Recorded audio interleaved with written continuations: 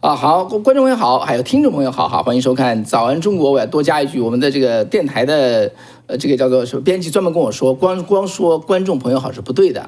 因为这个节目同时通过短波广播向中国大陆广播。哦，是吗？希望之声110个台哈，所以呢，你跟人家听众一天到晚说观众朋友好，有点不够尊重人家哈。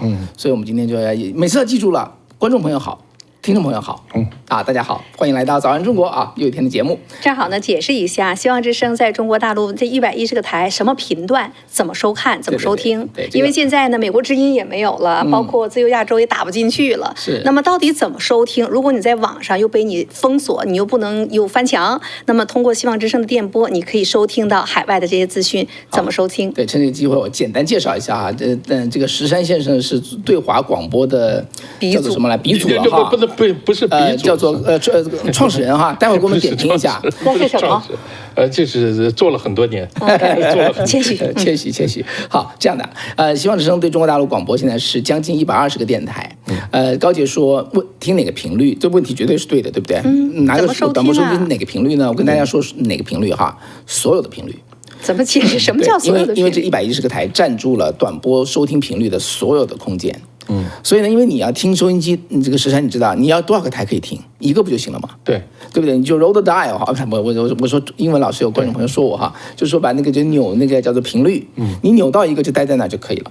如果被干扰掉，再去扭下一个，因为这就叫做什么呢？这叫做饱和广播，饱和攻击，好吧？饱和轰炸。当然，我拿伊朗跟我们这个比的不合适啊，但是那个概念有类似的地方，就是说呢，希望之声的短波广播布满了中国的天空。布满了所有的频率，为什么呢？它等于是在空中把这个叫做干扰的这个铁幕撕开呢？我在说，我可以说了哈，因为现在情势有变了。美国在中国有5个监听站 ，OK， 我就不说在什么地方了哈。这个监听站是布满了天线，所以空中什么听得见，什么听不见，美国人都知道。那么他们的数据库有开放给希望之声，那我有进去看到过。希望之声其实在相当长的时间内，在过去10几年来是唯一的一个可以进去听得见的电台。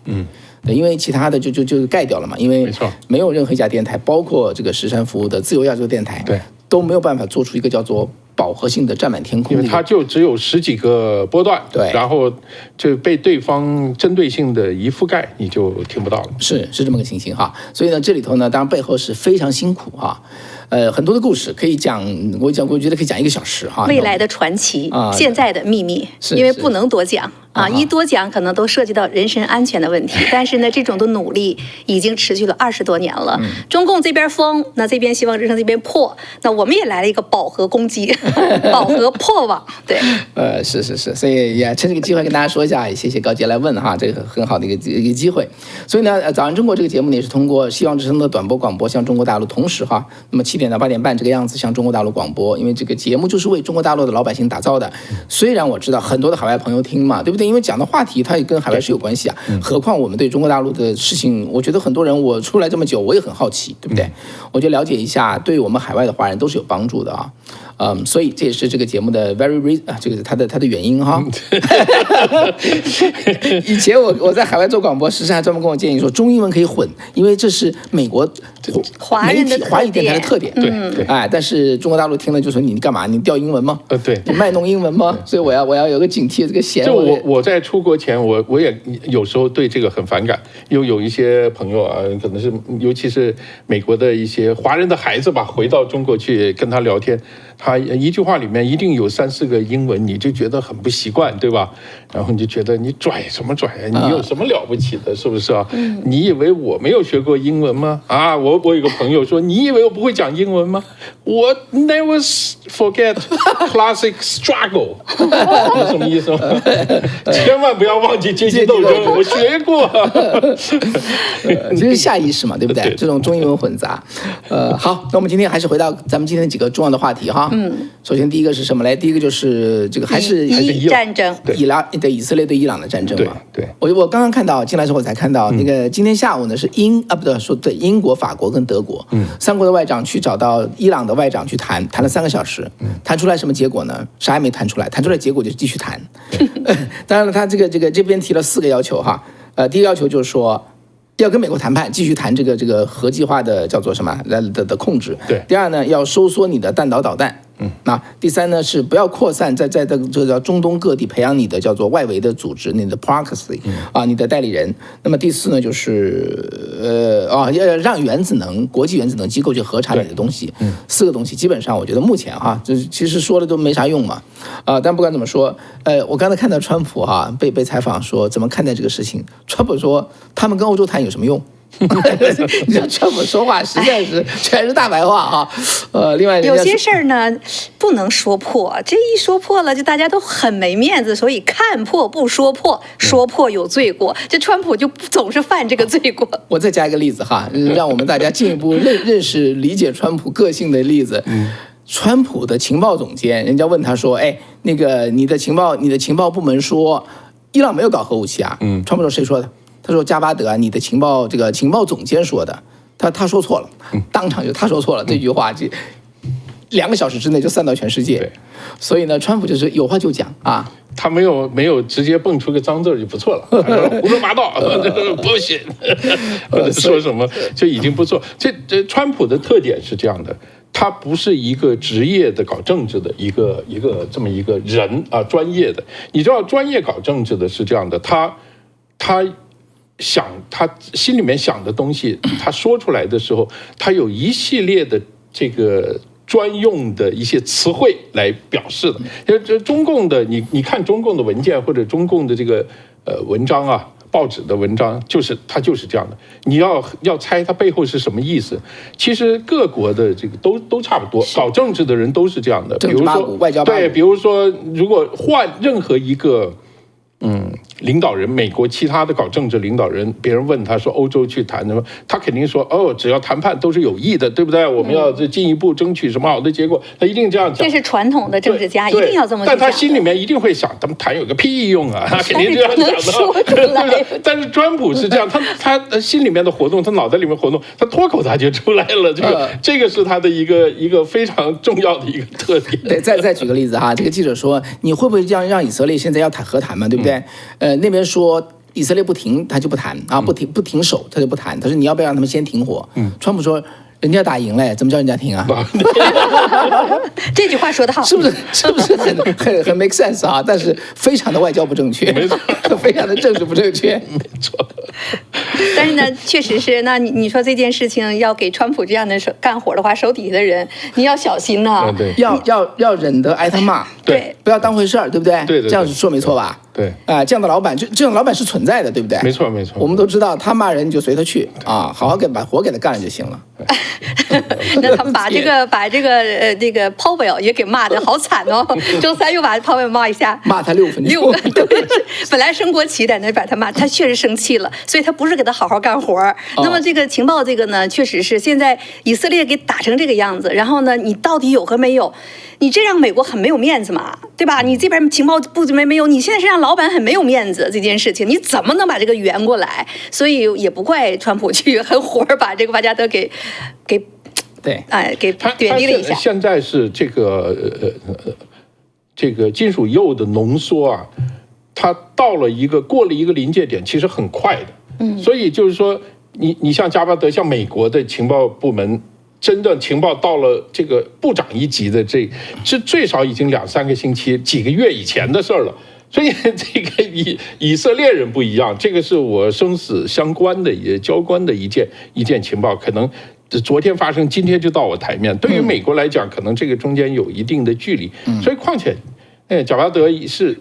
大概1-2个月前说的这个事情，对10周，完全是就已经时过境迁了。这个内塔尼亚胡我觉得他当然还是基本上是政治，还是就政治正确的语言还是守得不错我来讲一句他说的政治不正确的，他今天说他昨天说他说我跟我的内阁担心了半年，我们取得不了美国的同意打这个伊朗，但是呢后来我们就不管了，这是我们的事儿。我们犹太民族都得灭了，我们管不了那么多，我们就直接打了。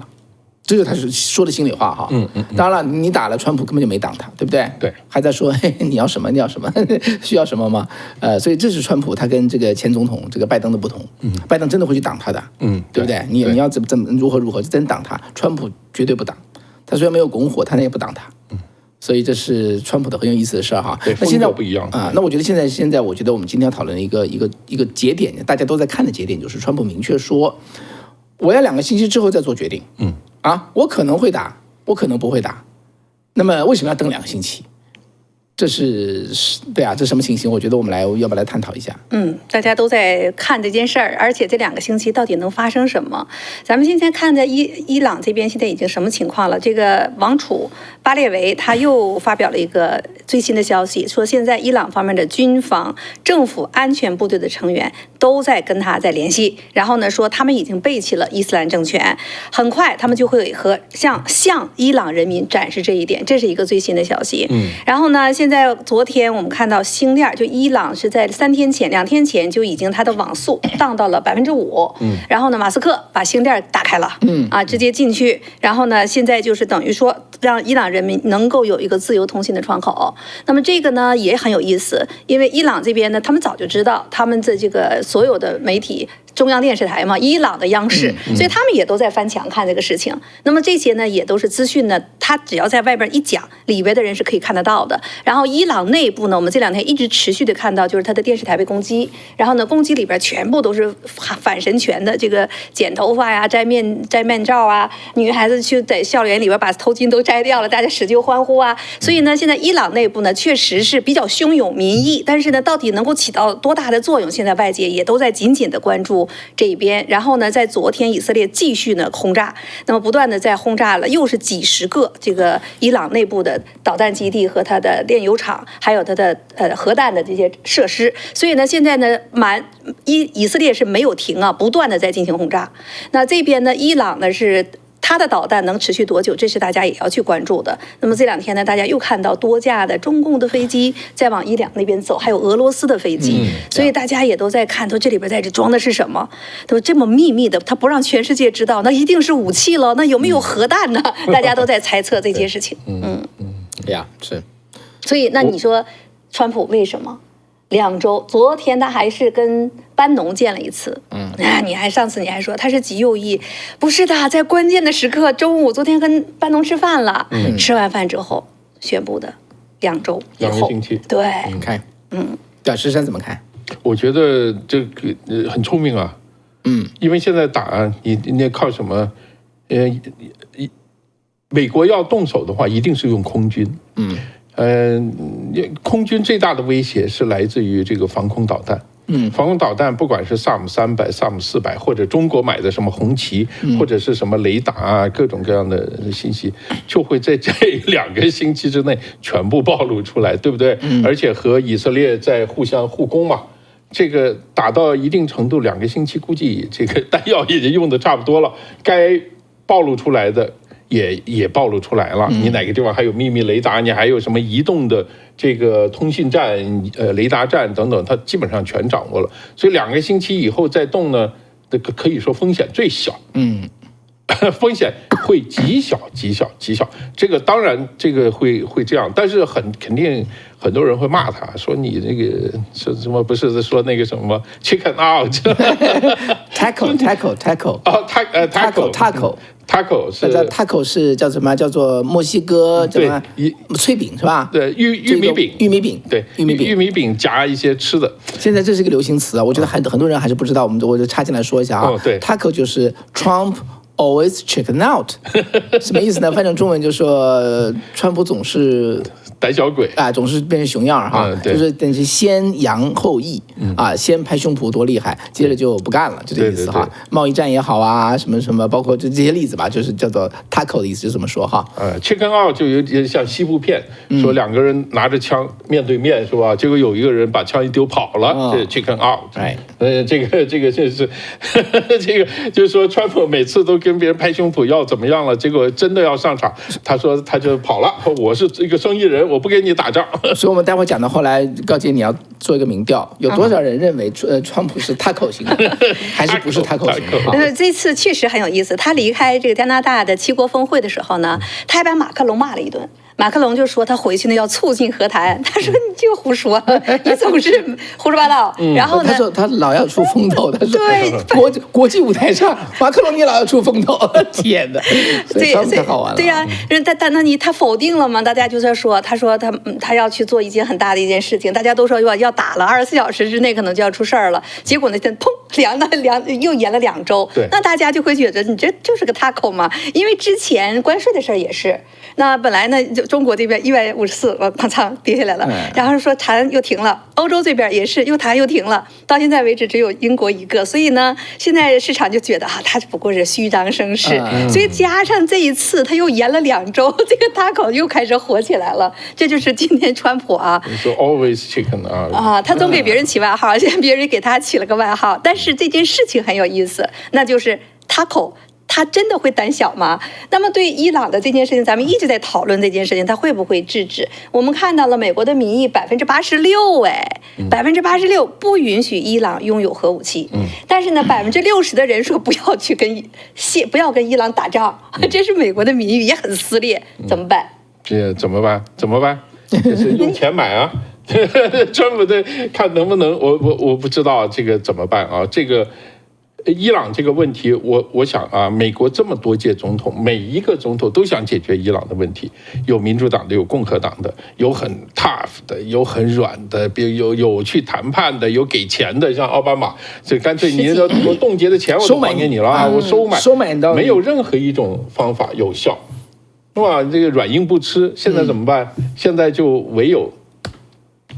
我觉得这可能就唯有这么一招了，就是现在以色列就直接现在已经做起来了，只不过美国人要在这个后面看看用什么样的方法，用多大的力度达到什么样的效果，但是结果一定要把伊朗的这个核武的系统，这个整个体系要把它摧毁掉。说句实话。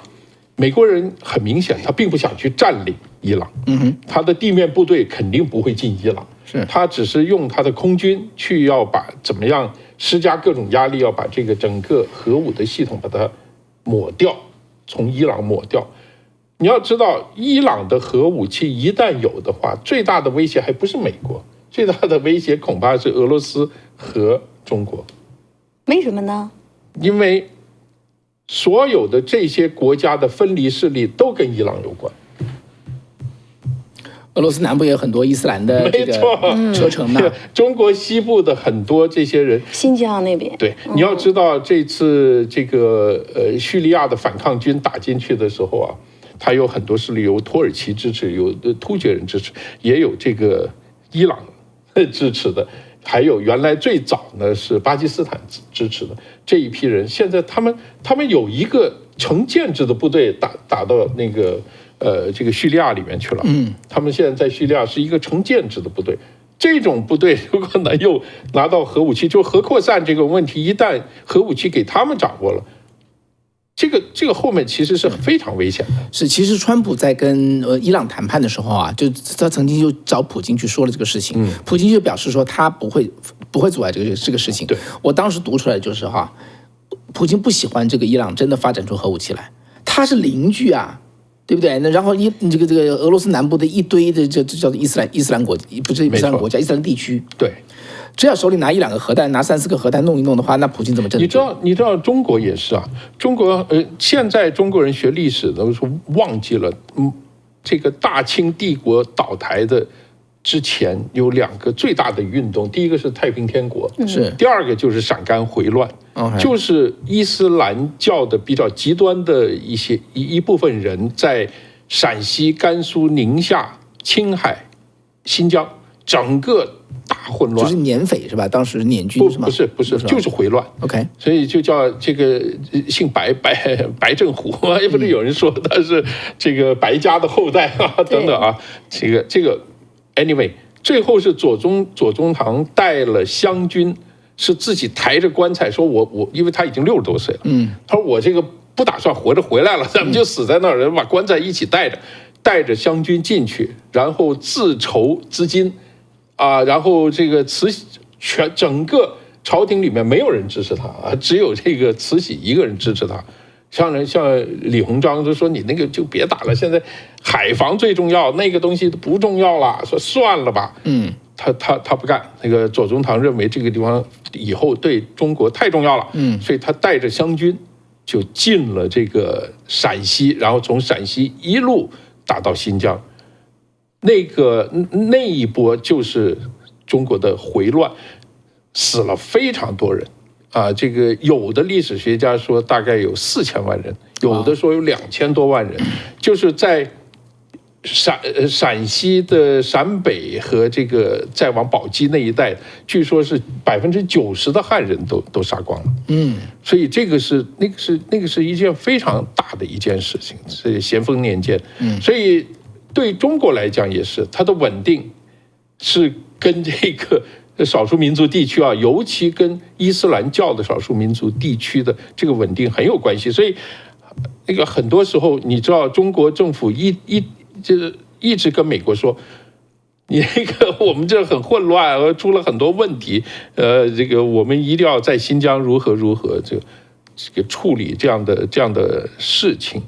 所以这个里面呢，一旦周边国家出问题的话，就是这个伊斯兰教有一些国家，你的核武器是扩散的话，这个对中国太危险了。其实中国是非常担心这个问题的。对，他那个时候回乱也是要建立他们的伊斯兰政权。对，因为就是看洪秀全这边太平天国在闹，其实我们一个机会，咱们也独立啊。没错，你那儿搞一个基督教的，咱们搞一个伊斯兰教的，基本上是这样一个概念。对，我觉得说到这个叫做中共哈，就是用这飞机去怎么讲运东西到伊朗去哈，他不管运什么东西，我去看了一下整个就是中共跟伊朗的关系啊，我看完之后让我都觉得很吃惊。你看全世界，你知道全世界每年加在一起全球哈，那么一年每天产大概9000万桶这个原油，那么中国进口1100万桶，中国是用的最多的啊，其中15%都是来自于伊朗，对，那么占到160万桶这个原油哈一天，那么占伊朗出口，因为伊朗的油出来自己还用嘛，它出口的占它出口的油的90%。对吧？然后还有折合价，那个高杰上次有说哈，对，比这个一般的这个市价要便宜10到15块钱。然后呢，这是一件事情哈。第二个呢，就是说2021年他们签署的叫中伊25年的全面合作协议，中方是承诺投资4000亿，当然是25年啊，4000亿美元，就是每年要投16亿美元进去。那么其中2800亿用来这个叫做更新它的油气石化设备，还有1200亿给它修房子啊、基础设施啊什么这个那个的哈。然后呢，就是拿这个来换，高姐来换那个便宜价钱，你知道？每桶油不是便宜10到15块钱吗？拿这4000亿去换，就这意思。当然了，这2021年到2024年3年下来呢，其实只花了不到2亿。就照道理，它一年16亿嘛，应该是50亿，只花了2亿啊。总而言之，这是中共经常这么干哈，光说不练，签一个海量的这个协议，没错，最后不给钱啊。而且中国对伊朗是贸易顺差，伊朗买它100亿美元的这个叫做的东西，出口的东西，中国只进口它50%啊，不50亿的东西。那中国出口的全都是成品哈，这个机械啊，这个汽车呀，还有技术，从伊朗买的都是原料，工业原料，所以对中共来说，绝对是非常非常重要的一个买卖嘛，就帝国主义的经济模式。对，进口别人的原料然后出口成品。对，所以呢，在这种情况下呢，就是我想还有包括说他在2023年再加入这个叫做上合组织嘛，对吧？上海合作组织哈，伊朗的这个监控设备、网络安全那么等等之类的，包括武器，很多都是来自于中共的。还有它的这个防火墙的技术完全是从中国进口的。是，所以你觉得咱们猜猜看，他到底运什么东西到那边去？这件事情对中共有多痛啊？因为它等于是它最主要的这个石油来源，一个最重要的一个石油来源，可能因为这件事情截断。那这中共他会怎么看待这个事情？它不光是石油中共整个在中东所有的这个布局，如果现在的伊朗政府垮台了的话，都没着落了，全部垮台。因为它所有的这些外围的最后面全是伊朗。所以它不仅仅是这4000个亿，它的石油，整个中共在中东的这个布局都会受到巨大的影响。对，其实石油不是最重要的，石油并不是最重要的，因为说实话，你伊朗石油不卖给你了，别的国家会卖给你，只要你价钱的问题，这只是只是多了那么十几块钱，问题都不是太大啊。最重要的问题是中国的一个地缘政治的战略布局，就是有这么一个力量在这个位置，这个位置呢，就是完全跟我可以协调共同行动的。这样呢，就会有很多的这个国际战略上的帮助，就像美国跟以色列的这个关系一样的。但是，因为现在我们一直在讲，可能未来100年啊，我们不知道中共会不会倒台，或者情况怎么回事，我们不知道。但是很多专家认为，未来这个100年，这个全球政治的核心就是中美争霸，这个全球争霸的这个核心，所以。你要知道，共产党在100年前就已经算好这个账要怎么做，你难道他现在没有算好以后面100年怎么做？其实他也有他的一系列的布局，所以伊朗是一个很重要的这么一个棋子，有点下围棋，先布局阶段，先给在这点个子儿再说。至于这个子儿以后什么时候把它活化可以用了，那不知道。其实现在已经可以用了，已经有很多的用处了，也很多的用处，很可能马上。我们说不定如果我们看这个局势怎么发展啊，说不定明年后年我们就可以看出这个很大的用处的这个就会凸显出来。那如果我们再回到说川普的2个星期这个说法哈，我确实觉得这2个星期呢，就是基本上就是把一个跑道往前延，看看会跑出什么来，对不对？因为谁也说不准。说实话，川普说我也不知道我会做什么决定，我觉得他说的大实话。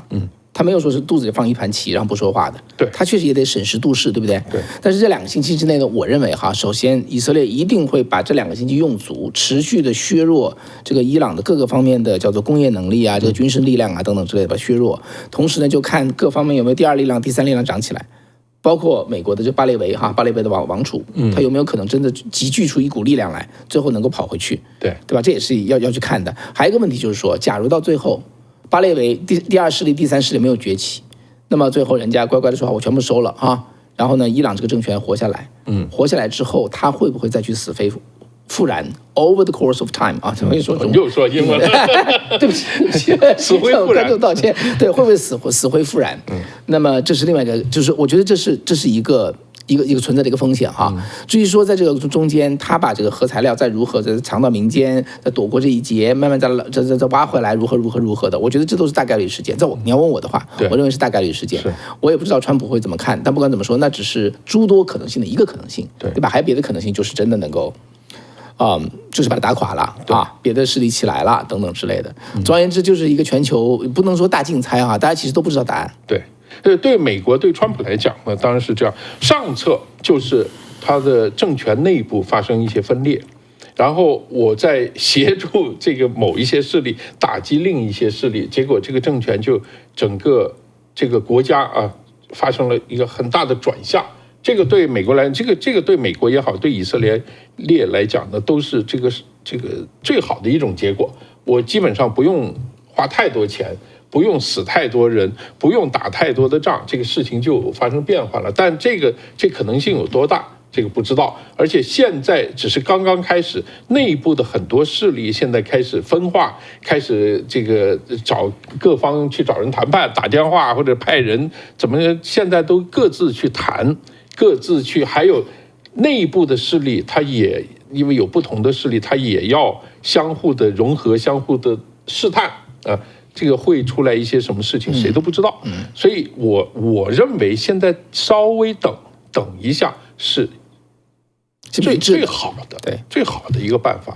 就等事情发展一下，然后你看看再怎么做。你不要现在一做，有时候你做急了，这个事情就定在这儿了，反而是往这个最下策的方向走，没必要这么急。好，我还要补充一个可能性哈，这个事情我说这个可能性之前，我先说一下这个叫做真主党的事情。大家知道真主党不是过去2年被削弱的不行了嘛？其实去年以色列是变成把他的那个头脑干掉哈，斩首，最后真主党就说那好，我们就签署协议，我就不动你了，我不打你以色列了。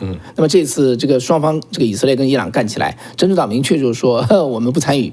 结果不参与到了昨天哈。那么真主党就又开始重整他的炮兵，开始在黎巴嫩南部开始调他的炮兵，开始瞄准这个以色列可能要动。以色列就先说，今天早上，这是以色列时间，今天早上凌晨的时候，以色列国防军就说，你不可以这么做哈，你如果动的话，就没有这个叫做真主党了。If there's terrorism, there's no 这个叫什么哈拉巴什么之类的哈，就没有你真主党。早上说完。中午就再宣布，已经击毙了黎巴嫩南部，它叫做利塔尼区的真主党的指挥官，叫做穆罕默德·侯赛尼，就变成他这个人显然什么都没干，就在那整他的炮兵，啪就把他干掉了。就以色列就是这么决断哈。然后呢，这个内塔尼亚胡就说了，就说我们这2个星期我们会想办法把它敲掉。他明确说了，就是敲掉那个我说的敲掉那个叫做什么来着？那个地方叫什么来着？天哪！半天不说，就是那个在山里头的那个核设施嘛，福尔多，所以以色列自己会去敲它，所以这也是另外一个可能性。所以现在啊，我们看整个这个以色列和伊朗的现在这个事情，其实你不能够孤立单独的看，你要知道这是一场战争的第3个阶段，我是这么看的。第一个阶段是以色列被别人攻击的，就是2023年的10月7号，就是哈马斯突然进攻，然后以色列急了，然后宣布进入备战，然后所有的预备役全部回来。你想，他打那个哈马斯需要10万后备役进来吗？根本就不需要，所有的军队全部整个外国的这个后备役全部招回来，全部赶回去。所以大家就知道他肯定要打一场大仗了。那打谁呢？那你肯定不是哈马斯，甚至你就说肯定不是这个不是贝鲁特的这个真主党，甚至你说那个胡塞武装也要不了。其实大家已经想到了，当时认为，我觉得。我当时看了，我觉得他们可能要打叙利亚，要打那个原来那个阿萨德他们那个政权啊，就阿萨德政权也倒台了。所以你看，它是几个阶段。第一个阶段他们反击，就是他受到袭击以后，第一个阶段反击是打加沙，第2个阶段是把真主党，就是这个黎巴嫩里面的真主党，基本上把它抹平了，打服了。打服了以后。可能第3个阶段本来是叙利亚的，结果叙利亚就自己就崩掉了。所以现在你就看它最后一个阶段 ，final 的 phrase 可能就是伊朗，就是伊朗。所以它算是一步，有时候是这样的。你既然觉得要做这个事情，你把一步设好了，最后一定会做的。我觉得就是不能低估以色列的那个决心，对，跟他的那种。怎么讲？他的力度，他不光是政治领导人，不光是这个国家，你看他这个民族，他所有的人的这个意识，这是非常可怕。就是别人都说，我们看啊，俄罗斯、乌克兰，我们看到台湾啊，看到什么这些国家，一说有战争了，稀里哗啦人都跑嘛，是吧？都往外跑。像我看到那个，就是说，你说这个以色列就是不一样。他一有战争，全世界的人往回跑，这次又是全都往回跑，往回冲回去。所以这个民族、这个国家，它的这个表现是不一样。是，所以这个确实是，你怎么说呢？就是有这种名气，你真的是。这个是太厉害了，团结呀！咱们在加州那边都有这种犹太人的社团，对，他们非常的团结。基本上我跟他们聊天，他们就在讲，他们非常的帮助，比如有新的移民呢，或者是新的有犹太裔的过来之后，他们有一个组织，就大家就帮助你不管是什么生意，就是大家一定帮助你处一个生意，然后呢，等你再起来之后，你也回来，你再帮别的新的后起之秀。所以他们整个这个民族。他的那种，没有间隔，那种团结，然后呢，他们有这个信仰，然后呢，在这种苦难面前，他们绝不低头，而且呢，坚定着他们是上帝遴选的民族。哇，所有人都知道，无论在过去的电影当中，咱们上次提到的那个低空飞行最成功的空袭，包括他们在社区当中的这种成长，以及呢，他们获得诺贝尔奖和科学、军事、经济、计算机、经商就更不用说了。这个以色列人就是以经商起家的，包括对孩子的教育。所以他们还有一个巨大的功绩，发明了共产主义，对不对？这个是就是说。这好也是他，不好的东西也是很多出自他们。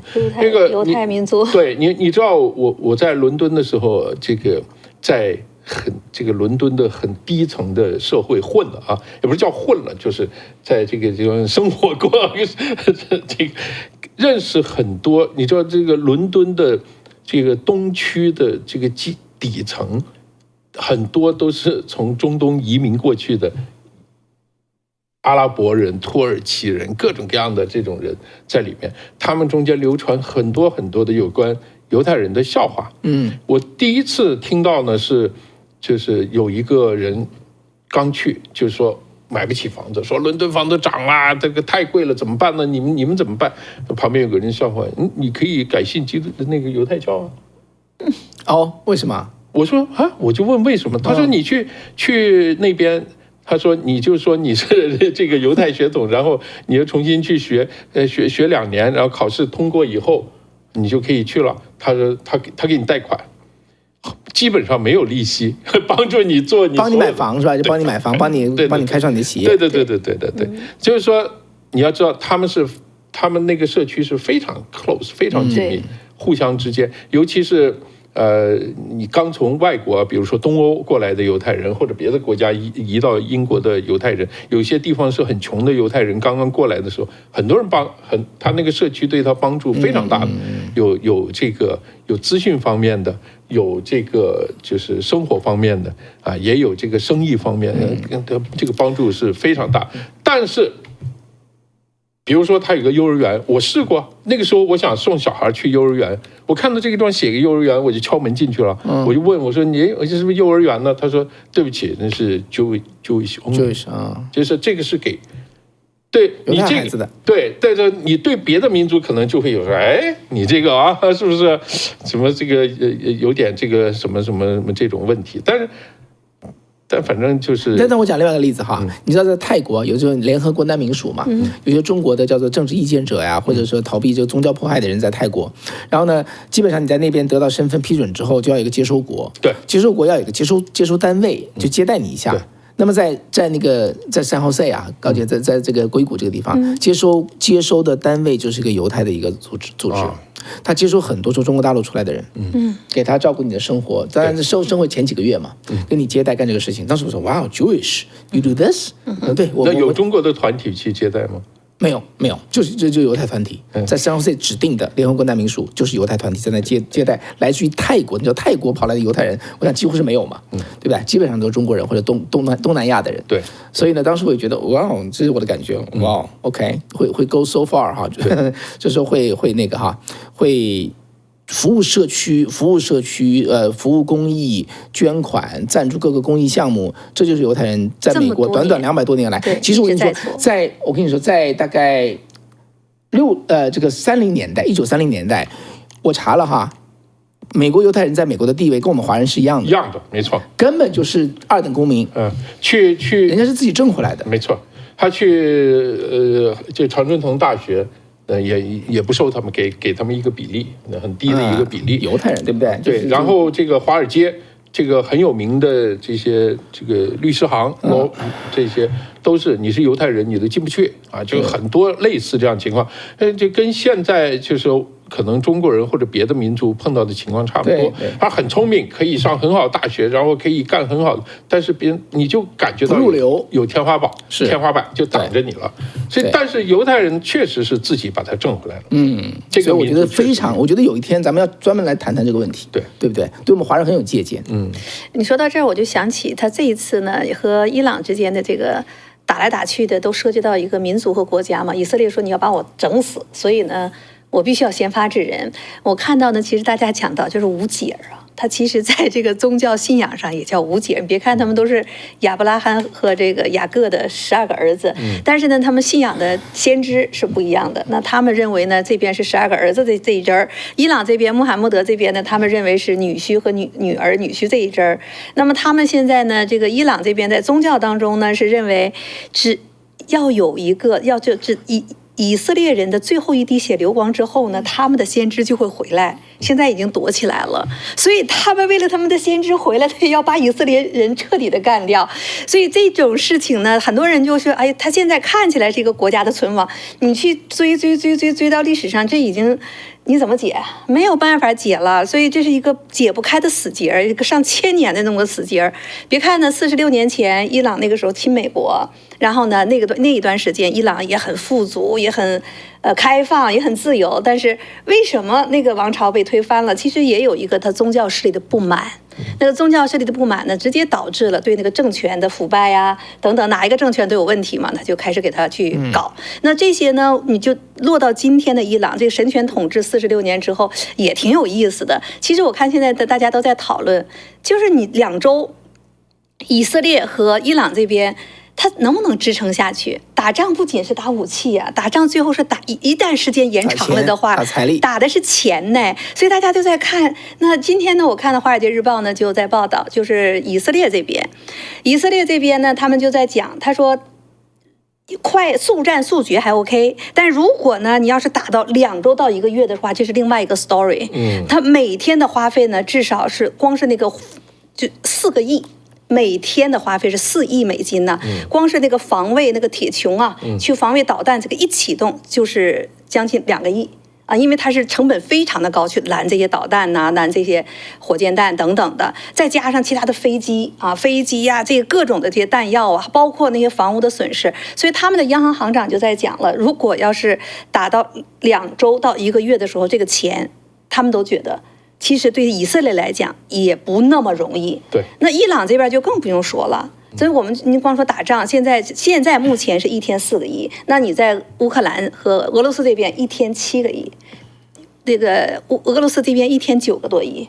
打仗哦，9亿美元就这么哐哐哐就给砸进去了。那伊朗这边呢，从他这个神权挺有意思。今天我去看这个资料，我也觉得很好玩，就是只要是政教一合一。这个国家保证就开始经济落后，科技不发达，最后呢就是帝国的垮塌。他这个伊朗的神权政府呢，统治了46年，伊朗现在也非常糟糕。他们这个国家是非常富有的，9000多万人。然后呢，他们光是各种矿山3800座。那么点一个地方，3800座，他们有全世界最大的铜矿。同时呢，伊朗呢还有它的石油，它的石油全世界储备是第4，排名第4。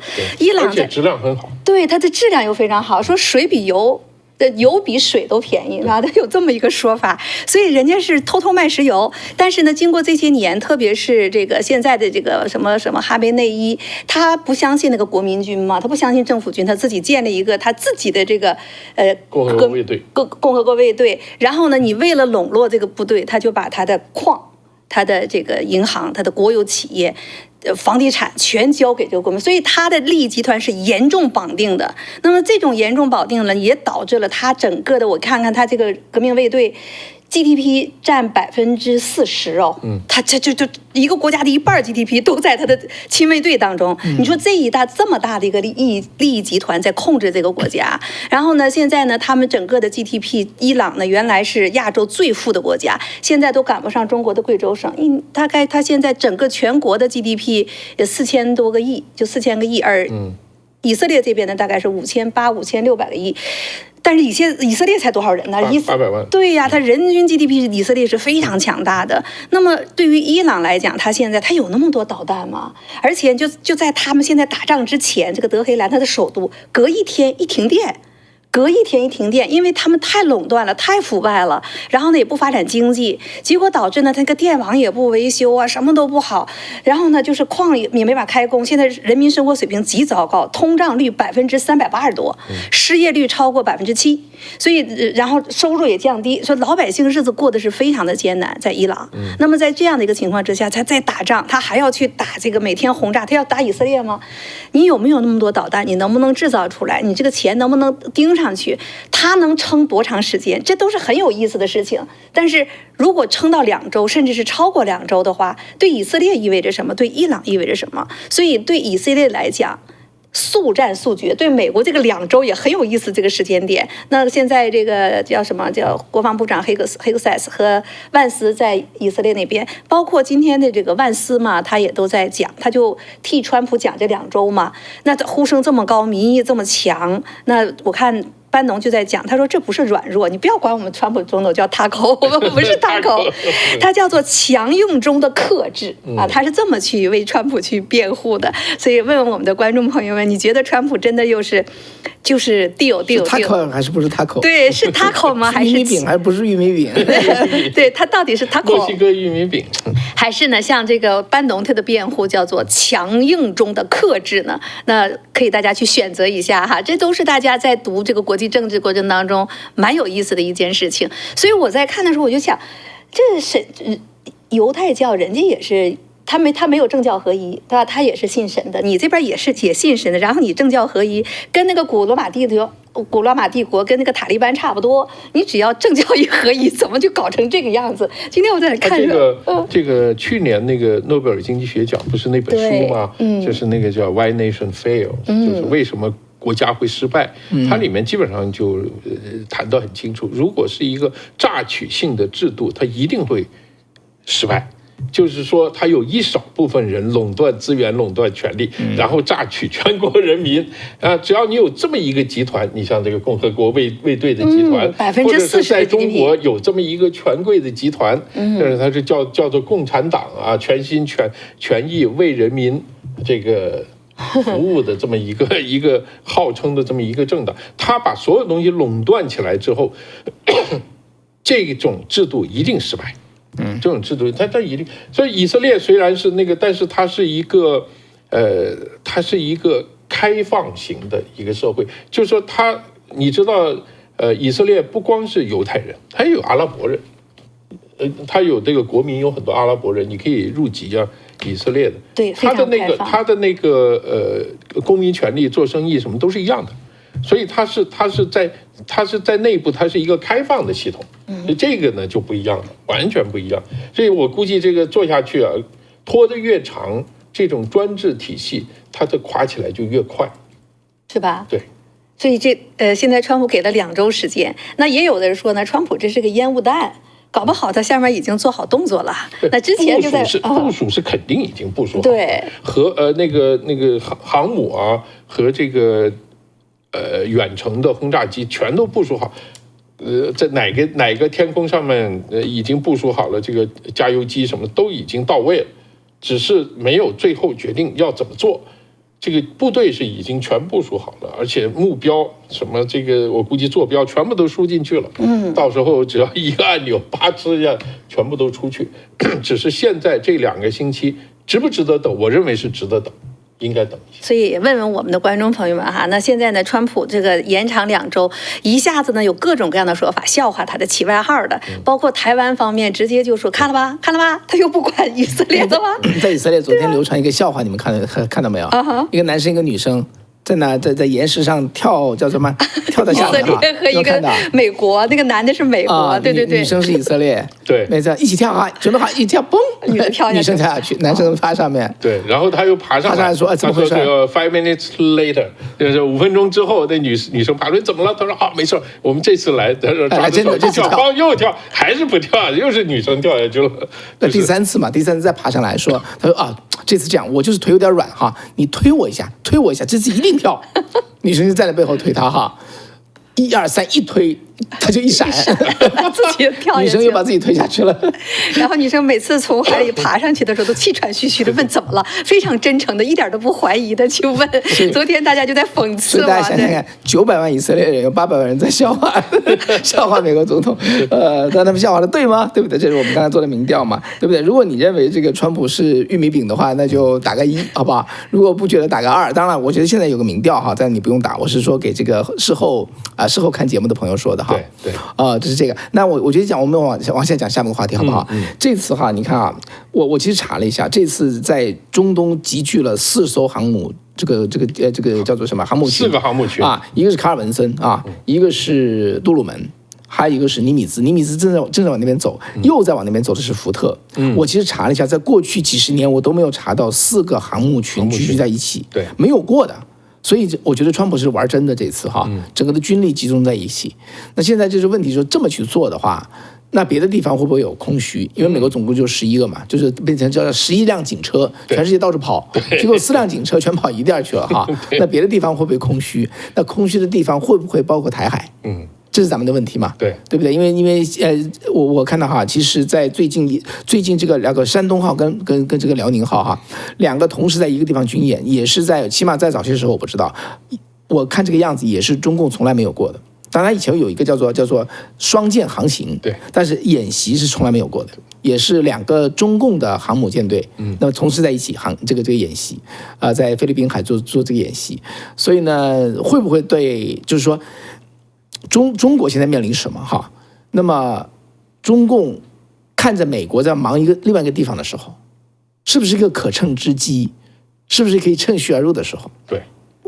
这当然是哈，对他们就是在等这样一个机会，因为以前不是，但这个机会突然出现，那中共能不能准备得及？他现在还在准备的过程当中嘛，还在准备的过程当中，所以那个美国的这个国防部的报告不是老说这个中共习近平下令是2027年，这个8月1号到10月1号之前一定要做好对台进攻的所有的军事准备，全部完成。对，现在是2025年。这个也就是说，到了2027年，并不是说2027年就要打，但是他做好这个准备，他在准备什么？除了武器装备以后，他的战略态势上的准备，其实就是这个东西。就是因为你知道，美国人一直说美国的这个军力他必须还要当警察嘛，世界警察必须是美国的军力要超过第2名到第5名的总和全部加起来，就是美国一个国家的军力。现在可能是第1名已经超过前的第1名到第9名全部加起来，对，全部超过，第1名加后面整个10名哈，我说的是军费哈，对，这个军费加在一起抵不上一个美国，对。但是呢，现在就是中共的这个速度在拼命的往上涨，所以这个呢已经开始有点摇摇欲坠了这个优势有摇摇欲坠，这是美国人的，这是第一个他们的战略目标。第2个第一个维持这种优势的目标就是它可以同时应付2场大型战争，那就是所以它的所有的这个指挥系统，它的都是可以应付多场大型战争的。当然从第2次世界大战开始，它就是这么做的了一开始欧洲有个战场，亚洲有个战场，所以就一直维持下来。所以现在你回过头来，你在中共这边怎么看？好，你的那个军力，虽然你很强。但是呢，你有投射的问题，你有投射的时间投射的这个距离等等所以它可以有地缘上面的优势来削减你的这个优势就是你比如说在台海，靠我这很近我都躲在山里面挖很多洞，飞机都在洞里头，从这个洞口就出去了，是吧？然后回来又钻到洞里面了。可以，他用各种办法，还有我的各种导弹呢，我可以弥补我的这个军力上的一些问题。他们就采用这种方式。但是另外一个东西呢，就是那能不能我就在全球多点几个火呢？现在已经有2个了，对呀，这俄乌是一个，如果这个中东再点了一个，那这个是一个非常好的战略时机，我要来试一试。所以为什么这个中国的航母群跑到菲律宾海或者跑到南海去呢？因为那个是美国最紧张的一个地方。我在那儿做一下这个军事演习，我会看到美国会这个电子信号会派什么飞机来看怎么样，我多做几次。这个他也是要试的，也是要做演习的。我觉得现在还在演习阶段。如果美国人真的进入伊朗变成像伊拉克、像阿富汗那种长期拖在这个地方，或者这个战争扩大，或者变得更加把美国的军事力量更拖进去更多的话，那确实是这个台湾海峡会非常危险。有可能就开。那你怎么看现在中共的这个经济实力哈？我最近几天一直看下来，我都觉得这个中国的这个经济实力它的萎缩，经济的萎缩哈，以及说老百姓的这个生活，包括中共他自己的政府官员。我刚才看了一下是怎么说呢？现在讲到几个例子，一个是北京的人哈，再叫中金公司，就是这个中央直属这些金融公司，那么都是大幅的减薪。然后浙江，你看浙江是很富的省啊，叫做公务员的工资啊，一年减掉5到6万，科长科级以上减掉8到10万，再高级的话就降15万左右。当然比例我不知道哈，但是广东这边有很清楚哈，广东是这样的，广东的警察多个地方，他的这个一年薪水从前年的30万块钱变成现在20万。减掉1/3嘛，东莞的一个银行是国有银行，中层官员说，我们也是2年跌掉30%。那山东青岛呢？我看到有一个乡镇干部说，他们的也是薪水打折，也是发7成薪水，就是也是减掉30%，他钱还发不出来，他延迟发，为什么呢？因为县里头没有钱了，就这么个情况。对，所以呢，整个的我就觉得啊，就是现在中国大陆什么通缩呀、降薪啊、谨慎消费啊，这些东西全成了一个经济状况的一个词。也就是说，在中国的经济力量不行的时候，他还有力气去打这个台海吗？或者反而是他更有动机去打仗，因为更有反而变成一种动力是吧？对，反而会要解决大家的一个关注点。对，我们衡量经济的时候啊，其实我们我们如果从这个战争与和平的角度来讲啊，和平时期衡量经济和战争时期衡量经济完全是2个系统。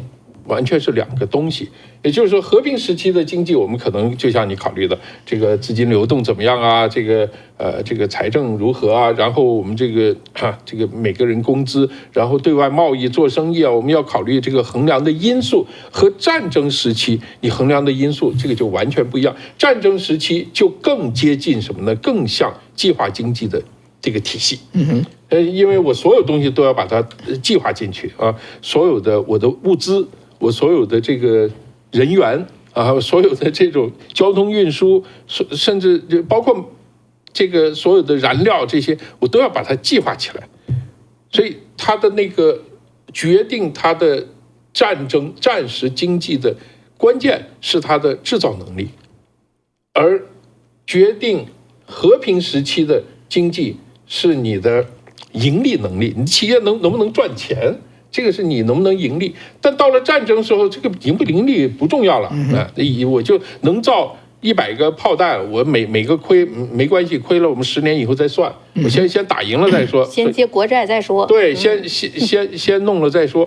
然后，但是你和平时期，你这个企业是维持不下去，没有人去给你，就断了，你就断了，你就没了。所以，当这个一套经济体系运作不好的时候，往往有一些国家就会把它转成另外一种模式的经济，就更容易控制了。就对于最高层的这个政府来讲啊，这个是从经济的模式来谈这个问题的。你像所有的，包括美国啊，美国在2战的时候，所有的汽油都是配给的。说你家有个汽车，你只能配给多少油？这个油是你可以去买菜的时候怎么样？你怎么样啊？甚至到了你的英国伦敦，面包啊什么这些都是配给的。你要知道，搞配给制那是共产党的长项，对吧？配给制可是长项，因为共产党的这个经济体制，它就是为战争服务的，它的整个这个计划经济和它这个政府控制的经济，它就是为战争服务的，所以它反而是这个它过去我们觉得可能会很大问题，不会有太大问题，对他来讲可能是更顺。对于这个政府高层来讲，当然吃苦，老百姓是一定会吃苦，但是他告诉你啊，现在战争时期啊，你要不要为国家这个困难时期，大家是不是要一起扛啊？这一定会有这样的东西出来。对啊，所以呢，我觉得就是从很现实面哈，现在确实已经2个地方着火了哈，俄乌着火了，虽然美军没有过去，但是起码西的美军的很多的这战略资源，包括炮弹都运过去了，对，都是155毫米的炮弹哈，基本上是不是都送过去了哈？然后再在中东再点燃一个战火，其实说白了，以色列每天烧4亿，对不对？这4亿说白了不就是武器吗？它并不是别的东西吗？这武器哪里来？不是美国给吗？对不对？以色列哪有那么强大的军工企业？也是美国在给。在这个形势下，其实中共如果如果我站在中共的角度来看，我要去拿台湾，现在是个机会，对不对？4艘航母群全部跑那边去了，没错。然后呢，现在中国的制造业35%世界的产能在中国，如果他跟美国打消耗战的话，美国短期之内有可能恢复他的制造业吗？那肯定很难嘛。起码台湾现在说我能抵抗1个月就不错了，1个月之内美国的制造业不可能追上中国。所以现在其实 realistically 它确实是它的一个机会。我在这替他算，对。但是呢，在心态上，在政治上，他是不是现在可以做这件事情？你觉得呢？你们觉得？谁要打？中共要去拿台湾哪一派要打？是习近平要打还是怎么样？今天有一个消息，2天前在上海成立了一个叫做研究资金的叫市场这么一个市场学会啊，就这个热力庆祝中国资本市场学会，这是一个中国关于金融和市场运作的最高级别的一个智库啊，这在上海18号，看到最左边的谁了吗？胡海峰哦，胡海峰，哎，胡海峰出席了，胡锦涛的公子是吧？对呀，然后这就很有意思。18号，那你看哈，他为什么要研究资本市场协会？咱首先看他在干什么。那资本市场，我们知道最近呢，一直咱们都看到中共政权的内部有一些到底是改革开放啊，不有些这样的一些文章吗？一些社论吗？那这个呢，就是明显的，什么叫资本市场啊？要计划经济不需要你搞这个东西嘛？这明显的是在经济金融方面怎么去实成资本市场的运作，而且是智库，你这样拿出一套现在这种情况之下的一种方案来。而最有意思的呢，是在上海了。那上海这肯定中国的龙头嘛，也是经常的改革经济开放的试点嘛，搞这很地点很适合。那上海市的市委书记陈吉宁。那这都是最重要的中国的一个直辖市，他来邀请胡海峰去剪彩去，那不很有意思吗？一共5个人，上海市的书记和副书记，这没得说，还有2个呢是搞金融方面的和金融有关系的，也没得说。胡海峰是政协的，而且是第3把4把的副主任、副主席，内政部。什么民政部的副部长，而且是第3把第4把手，管什么儿童教育啊，就管这些的扶贫，根本和他没关系。你把他扯来去剪彩干嘛？这绝对是信号，对吧？按照你说的这个，谁出场谁不出场，几分几秒占位置，对，来给我们解释解释。这个对，现在是解读中共密码。中共的内部，你看怎么看？你觉得是？这个权力现在正在动荡当中，是出事了。最简单就是说，在5月份没有任何报道说这个政治局会议，6月份还是没有，现在已经20号了，还是没有任何消息啊。他每个月都有一个例会，每个月都要有例会的，而且必须有报道的。这个是，所以如果我是中共的，假设我是一个处级官员，一个厅级官员。那我就要很留意这个事，除非我没有上进心啊，我就是这个会知道这个中间发生什么了，怎么回事啊，是吧？所以为什么陈云这个诞辰大家那么关注？这个发生这个会啊，上面讲的每一句话，什么这个不为上只为实，哎，你看习近平讲这个话了，那你说这个胡海峰又跑出来了，对呀，然后上次不是那个谁许其亮的时候。这个胡锦涛的花圈还特意停多了1秒钟，这都什么意思？这个下面的官员一定会各种说法、各种想法。咱倒回去，当时胡锦涛在人大会议上给他拽出去的时候，他们那一年和第2年，他们敢不敢让胡海峰去剪彩？这绝对不敢，绝对不可能嘛！现在你陈吉宁不想活了。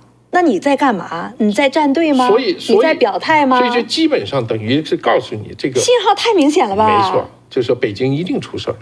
而且基本上就是我们胡锦涛回潮，胡锦涛一定是在回潮，对吧？在复辟。那么这个时候，权力这种情况之下，能打台湾吗？当然不能打。是吧？你要经济什么的，经济不好。中国这几次中国打仗的时候，都是经济走投无路的时候。对，就说到打台湾呢，我特别想说一下，就是有很多这个兵推啊，这个电脑的兵推啊，这个用 AI 来推演。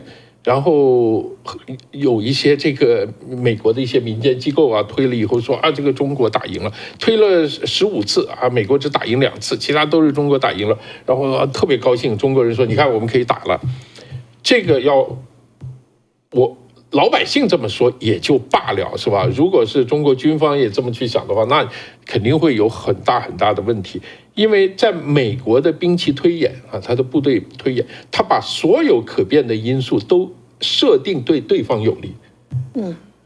哦，是吗？对，所有都设对方有利，也就是说，尤其打仗的时候，这是个保守的一个算法，是吧？不是保守的算法，最坏。他要兵推的意思是，我要看哪个地方会出问题。所以他把所有东西设成对方有利，气候啊，什么各种各样的因素，全都对对方有利，他就有可能出现这个问题。出现这个问题，我拿出来，我就说，哎，我就会问下面的军官，出这个问题你怎么办？你要小心啊，怎么样？这样他就部队他就有一个准备嘛，就是说你的指挥官这一系列有一个准备。所以这个东西，那个兵推和实际战争完全是两回事，你知道吗？我看过那个资料上面写的啊，2002年小布什要打这个伊拉克，最后他就也要做兵推。兵推的时候是有一个指挥官的，有一些假设的，要找几个指挥官，就是你就是啊，这个萨达姆侯赛因了，你是他的这个总司令啊。共和国卫队的总司令啊，怎么样？好，然后他们就一帮人，然后跟你一帮人就把这个材料输到电脑里面就对抗嘛，是吧？这个对抗来对抗去，那个对方老是赢。后来因为那个是个海军陆战队的一个将军，美国的一个退役的将军，他是一个非常凶悍的人。当然他很了解美国，他说你军舰一靠近，我就派快艇去炸你，是吧？先把你炸毁2个你的军舰，我不是等你开炮我才打你，他就想各种办法。还有什么？你不是拦截我的这个信号吗？我所有的都用摩托车送。就骑摩托送信，送鸡毛信啊，这样送信，哎，他也可以运作也挺好。最后这个军方跟他兵推了2、3次，全都打不过他。那怎么最后还打了？最后一集把他换掉了，对吧？这个人换掉，换了另外一个人，哎，一试赢了，说好怎么打？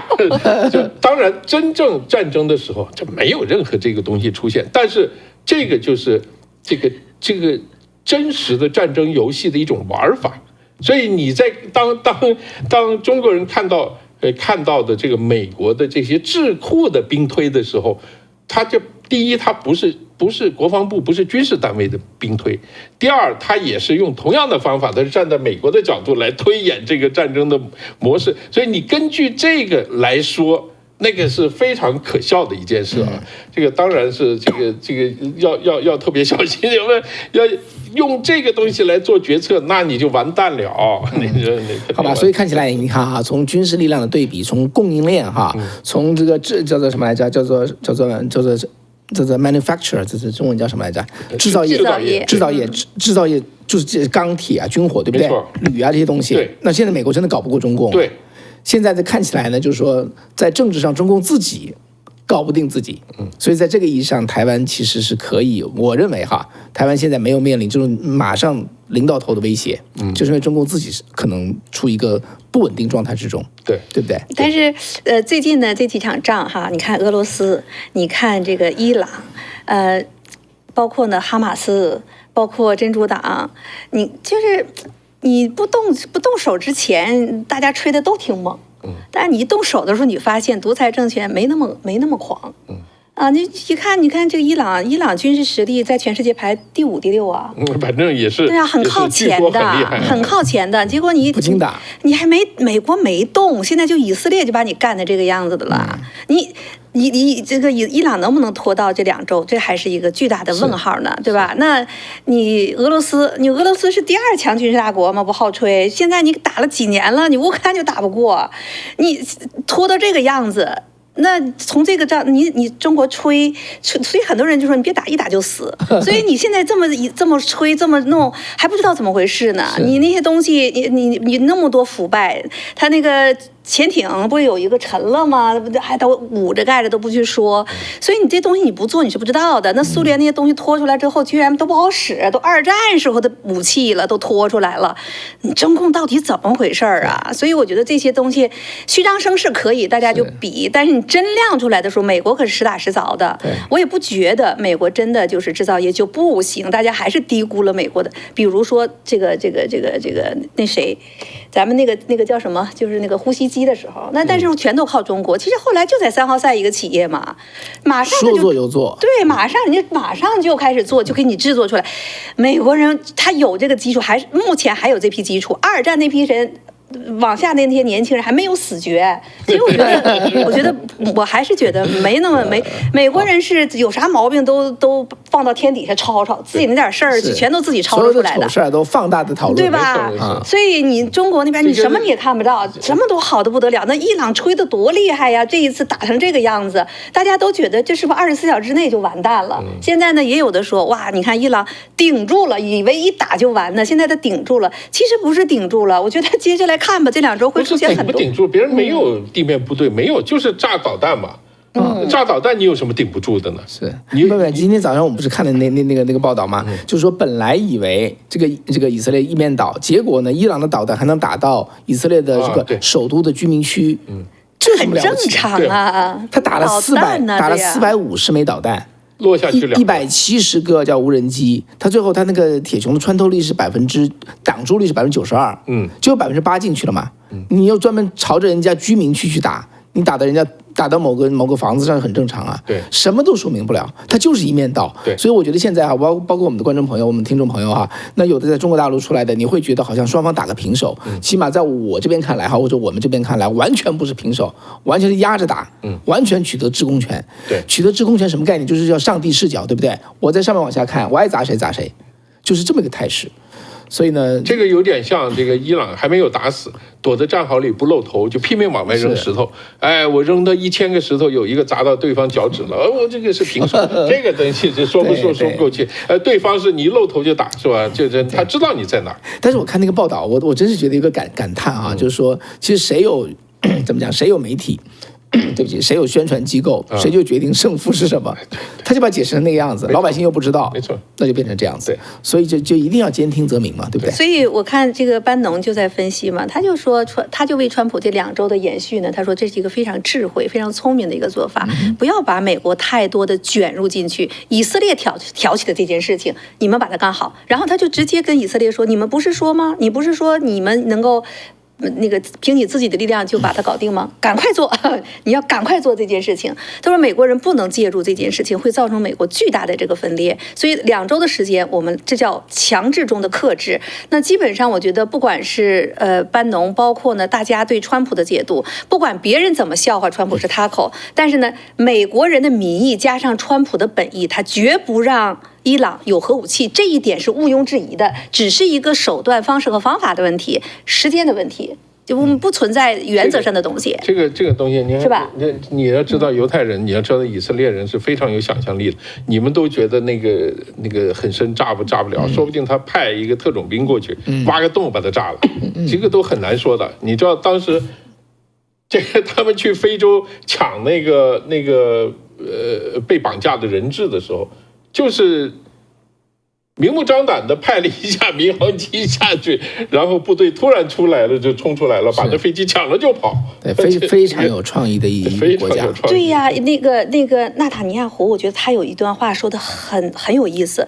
他说呢，他们这个计划已经准备了10几年了，但是呢，美国不让。然后呢，奥巴马、拜登都不同意，他们还去用钱啊，给了伊朗10几个亿，造成了伊朗这些年的发展和崛起。所以呢，现在呢，川普是什么态度呢？是不管，所以他们才在他60天协议的第61天就干过去了。所以呢，以色列也有这种坚强的决心。所以我倒是觉得，我很可以看到这个接下来的这2周之内。就像你说的似的，会出现什么？欧洲这些这个谈呢，很有可能给伊朗的政权带来一个希望，但是他们只要有希望，他们就一定会失望。川普的决心，只有欧洲，他们还有法国，他一直在支持这个伊拉克和伊朗这边的核的原料啊技术。以色列的决心和川普和美国的决心，以至于整个世界，德国和日本都在表态了，以色列在替我们干脏活，你那边中共可以去秘密的送点武器，人家就不可以用各种方式去表示一下吗？脏活都给干了，那总得有点奖励嘛。所以这次他又把他们的医院，把以色列的医院都给炸了，那以色列他们就讲了，他们一定会报复。一定会，他们死了，以色列已经死了20多人了啊，平民都已经死20多人，所以他们一定会去追杀下去。所以现在包括我们现在说的这个黑格这个美国国防部长和万斯在那边，这肯定在你需要啥，赶快去干吧。对，还有个赛事，对，美国人现在一定是跟以色列人在密切的合作。对呀，就是说第一波怎么做，第二波怎么做，到时候应该怎么做，还有他们部队到时候怎么协调。因为你要知道，美国在中东的几场战争，以色列都没有加入的。包括打伊拉克，包括打阿富汗，这些都坚决不让以色列人介入。这个是因为很担心啊，阿拉伯国家会反弹嘛。但这一次打伊朗，你要知道事先有各种铺排的。那个川普先去了这个沙特阿拉伯，跟大家谈好了，我给你钱，给你武器，然后怎么样。这些人全部都安定下来了，虽然表面上现在都在抗议，但这些人你看飞机都从他们上面过去，都从这个沙特阿拉伯、他们这什么叙利亚这些地方都从上面飞过去，所以他是铺排好了一系列的东西现在干的。这不是说我们表面上看说川普不管，那我觉得是表面上，说不定哪天他说漏嘴，我早就布置好了。我们只有10分钟，我们来讲个这个13题的话题。哦，对，秦腔琼是吧？对，那什么东西？这个我们先看那个短片，我们先看一下哈。对，他是一个这样，是有一个中国的小孩，大概是去外面旅游，然后去了。好，不知道是谁给这群人的胆子啊！这个世界上最贫穷的国家居然敢歧视中国人。Sorry， Don't fuck that country，OK？What is 秦腔州？我算命。兄弟们，事情是这样的哈，现在我在这个世界上最贫穷的国家孟加拉。今天本来我想去他们这个布里干加合作厂啊，结果在河边我就碰到一个坏小孩。我发现啊 ，Where are you going？Where are you going？ 这群小孩从见到我开始就一直对我喊秦腔琼。这是一个非常对中国有误区的词汇啊！我跟他们说了，我说不要喊，不好。等我一转身一走远，接着喊。你妈说啥呢？就开始去找别人的麻烦然后就整个这个后面他这个拍下来，我们也不知道他是不是安排了或者给了钱叫别人怎么样，不知道。但他反映出一个心态，就是你被歧视了。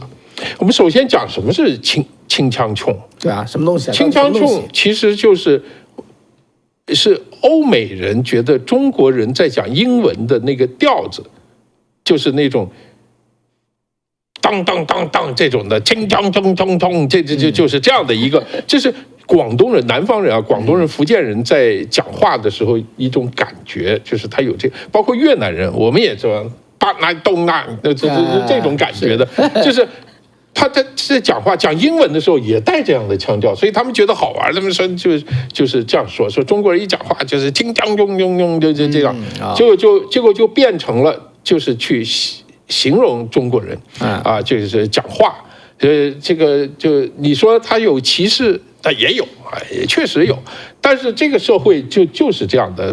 你要在海外的歧视中国人的说法很多的，包括 Chinaman 啊，这个或者是什么这个把眼睛拉起来呀，是吧？往上就是中国人，往下就是日本人，是吧？什么 Chinese， 就这一类的，其实这种文化全世界都有。你知道在香港，这个外国人叫什么？叫鬼佬，对不对？叫鬼佬。在中国叫什么？美国鬼子、日本鬼子，对，洋鬼子，也有这样的说法。问题是，在香港经常说，这个鬼佬坐这边，那鬼佬不会觉得他被歧视。他们自己也说我们鬼佬，我们鬼佬不喜欢吃你那个东西，就诸如此类的啊。其实他知不知道什么意思？其实这个东西啊，就是你自己心里的承受能力。就中国人说，当你不尴尬的时候，尴尬就是别人，你根本就没有必要。我觉得这个是中国人现在突然有钱了以后的一种感觉，就像他说的。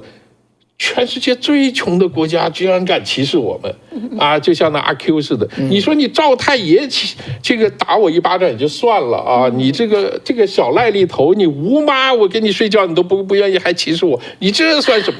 就是这种感觉，你知道吗？就假洋鬼子他们歧视我也就拉倒了，你们这帮人还歧视我，就这种东西，就是我也说不出来的这种感觉，挺变态的一种感觉，所以我在英国，就是我在英国的时候，是在那个社会最底层，跟黑人、跟阿拉伯人、跟土耳其人混在一起啊。他其实你就歧视他呀，对不对？他说你那。什么 Chinaman 什么的，你说 go back to Africa， 你也跟他吵，反正就无所谓，大家就这么回事。其实这个社会就是这么运作的啊，就是这么运作。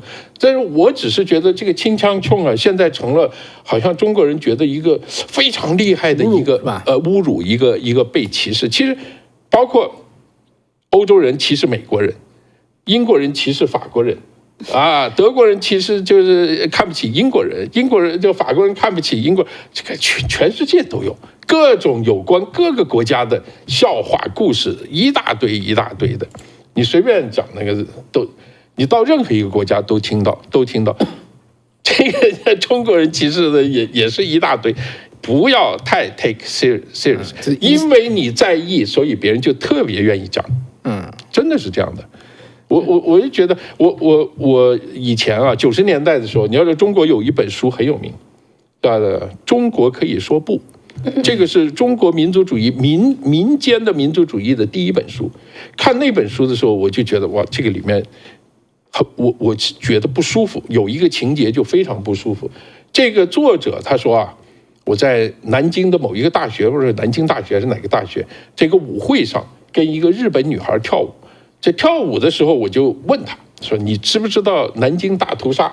那日本女孩就说：“我这不太了解，我也不想知道这个事儿，也不想管。”这个人就不干了，就跳舞啊，他抱着跟别人一起跳舞，就不停的说南京大屠杀这样那样的，这样那样，拼命讲。就那女孩就火了，说：“我不跳了，我走了。”哎，他就很得意，写在书里面啊，说：“你看，我教训了这个日本的这个青年人。”后来我当时看了，我就觉得好难过。我说：“哇，一个小女孩只是跑去玩是吧？去在那跳舞，你有这个必要去抓着她拼命讲啊？你知道这个是那个是吗？”我就觉得，我不认为一个崛起的民族，一个有自信的民族可以有这样的表现。所以这个看了以后，我就觉得像当然现在中国人都敏感，在别的地方看到什么台湾的旗啊，或者看到什么其他的，简直是就暴跳如雷的那个样子，都跟中国人这个刚刚崛起骨子里面那种不自信，我认为是非常有关。我看到的这个东西，不是他的民族自豪感，不是他的民族自信，我看他是他内心的极度虚弱，是这种就非常不自信的这种，就是翻译一下就是说。你难道不知道老子现在有钱了吗？没错。哎呀，你说他不自信，我觉得挺霸凌的呢。对，你说对方现在是孟加拉的，在他眼中的时候最穷的人，把他扔到美国，他跟那些黑人，他敢这样的吗？对啊，他敢去骂说，对吗？你敢吗？这是一。第二个，人家叫他清腔穷，他怎么回？对吧？他敢不敢？所以我觉得这是他是真他，我觉得他在这里边，他在欺负那些人，我觉得在欺负那些孟加拉人，对吧？也有那种霸凌。你刚才讲，我就在想起来，那之前的中共政府，你记不记得？就因为这个台湾国旗，连航班飞机都不允许用台湾的国旗。哎呀，出去比个赛也不能用台湾国旗。你瞅瞅，因为这个台湾国旗闹得简直全世界，把人家都烦死了。刚开始大家还都是受你这个哈，就都改了。哎呀，越改越闹呀！以一个国家之力就欺负那个台湾的运动员，欺负到那个份儿上了。后来人家运动员也受不了了，因为这个 NBA 的那个球星，大家都骂那个 NBA 球星，为你点钱你们这个时候不喊人权了，对吧？美国，哎呀，我觉得这个事儿，但这种事情呢，就是说你真正的一个有自信的一个民族，一个国家啊，一个民族，你用得着这样吗？对，你这要有点包容之心，去看一看。对啊，就是包括全世界。在国际上被骂的最凶的是谁？是美国人，是美国人，是特朗普，是川普，你知道吗？全世界都可以骂美国，现在都成了 tackle 了。所以你如果如果你觉得特朗普你觉得川普讲那个有意思吗？说那个比尔盖茨骂我就算了，你他妈的你也骂我算什么呀？那你觉得讲这个话，你说大家什么样的观感？你要去想一想就知道。我觉得这个东西啊，中国人要有自信心，要有自豪感，要有自己的这个文化自信和这个种族，这个我们对人了，我们不说种族国家，就是人本身要有自信。这个自信体现在包容，体现在平和，不体现在拳头，体现在幽默，一笑了之。哎，对。虽然你在美国有这种情况，在别的地方都有这种情况，所以我只是觉得挺好笑的。但是中国我发现在网上有挺多这样的视频的，说我们现在你看我们拿我们中国护照，我们就可以怎么样，最后过2天给人关监狱里面了，那个。就是说，好吧，挺可笑的一件事，也是一个文化现象哈。不知道我们观众朋友怎么看待这个事情？对，其实这2天中国不是伊朗打架了吗？跟以色列这战争开始了。哎呀，这2天中国国内这个政府撤侨啊，他们怎么努力呀？然后撤了1600个华侨回来呀，然后马上采访啊，这个撤的学生或者是当地的中国人也得夸啊，政府尽心尽力啊。以前都是在电影当中看的，现在我们看到尽心尽力为我们服务。然后呢，实际上的民间和这个呢有巨大的一个差异，又比了说那个德国、美国都没发一个像样的通知。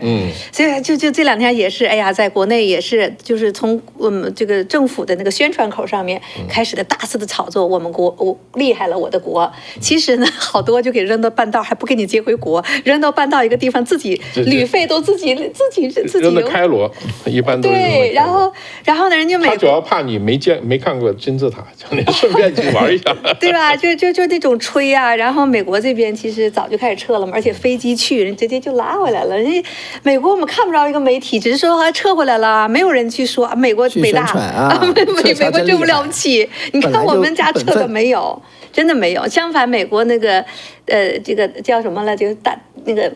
有个电影就是到越南把那个大兵的遗体要救回来，人家一个士兵的遗体都要救回来。你看你北朝鲜死了只拿钱，死了遗体俄罗斯给都不要。那中国这边也不用说，在朝鲜战场那个遗体根本就不要，哪有啊？所以这些事情不在于你自己怎么吹，你在于整个这个政府你做了之后，民间怎么去看你。这件事情不是你现在有钱了你怎么吹牛，你那个没有钱的时候，你在那个具体的事儿上。有没有做？我觉得对啊，你说如果一个国家一个政府都这个样子，你就别看他们一天跟被蛇咬了似的，碰一下就跳起来了，碰一下就跳起来了。这以前北京有个笑话，说老子以后有了钱，那个稀饭一次买2碗，我吃1碗，我倒1碗，知道吗？这个就是，哎，你这个刚才那个视频你要找得到，下面就是这个故事，对，是不是？把那个人家小卖部里的所有的这个什么零食全部买出来，就是去散发，就是你说的这个。对，这反正就是说，就平常心。其实有一些朋友刚刚出来跟国际社会或者怎么样，你把这个集体的这种声音啊，对国家也好，对什么群众也好，变成你自己的义愤，这个也可以理解。但时间长了你就知道，因为我们接触的多，每个人跟每个人都有矛盾，你把所有的矛盾都上升成这个什么阶级矛盾、种族矛盾、宗教矛盾，其实有时候就是人和人的矛盾。我看你不顺眼，我都你看我不顺眼，就是一点小事儿，过去就过去了。你要知道，这个真正中国人想崛起，这个国家真正的想立于这个世界的民族之林啊，以前经常说这个，就是一句话：平常心。你别把自己搞得那个。行，大家觉得怎么样？咱们232个朋友投票，你认为川普是 taco 吗？34%的人 yes，67%的人 no。1比2。为什么每次都是1/3、2%？没有，这也是很正常的啊，这是一个正常现象。要如果今天大家都100%的话，就不正常了，对不对？然后还有一位呢，赛姆黄这位朋友给我们赞助了49块9毛9。哎呦，我就觉得很有意思，大家一赞助总是49块9毛9，为什么不是50呢？总是带个99啊？为什么？告诉我们你的心理状态是什么？我很好奇哦。非常感谢您哈，Sam黄，非常感谢大家的支持。好了，那方伟。另外呢，就看到现在在早安中国这边大概有将近500人在看哈，非常谢谢大家啊。现在因为逐渐的我们要把这个节目转到早安中国那边去，所以呢还是请大家现在呢就转到就搜一下早安中国，或者我们小编贴一下啊，过去之后点击一个订阅。当然了，在方伟时间的朋友，这新来的朋友也请大家点个订阅啊，这样的话呢，我们让这个节目可以跟更多的人见面啊。因为对你点订阅的话，油管就会把它推送给更多的朋友。另外呢，你要点为什么要点呢？就是以后的节目不会错过嘛，对吧？也希望你能喜欢我们的讲的话题哈，其实都是一些时事啊，我们把它掰开了揉碎了，对啊，讲一些。就是在国内的听众朋友啊，能不能发 email 给我们反馈啊什么的？有没有 email 信箱？或者是什么？对，这就是那我们就贴一下好不好？对，我是挺希望中国大陆的听众朋友听到有什么感受，有什么的反馈啊，能够发出来，因为和海外的这个华人的朋友，他们这个是当然我们对这个他们反馈的重视程度是不一样的，因为大陆的在中国大陆的朋友能够通过短波，通过收音机啊，能够听到一些消息，这个是非常不容易的一件事情。好的，那当然了，这个 email 我们以后再把它弄好哈。现在我们就贴一个就是方伟 @bayvoice.net 哈，我们小编贴出来。大家如果听到这个希望之声的对华短波广播的话哈，就给我们这个回个音哈，听了多久了？那么感受是如何？我们下次准备第一时间上卫星广播。其实已经上了。已经上了吗？对X Radio。no， 不是 X Radio，中国大陆上空有一些这个卫星，卫星广播，装小锅才能听哈。好的，那我们今天就跟大家说到这里喽。好的，那我们下次节目再见喽。好喽 ，OK， 好，下次节目再见，拜拜，拜拜。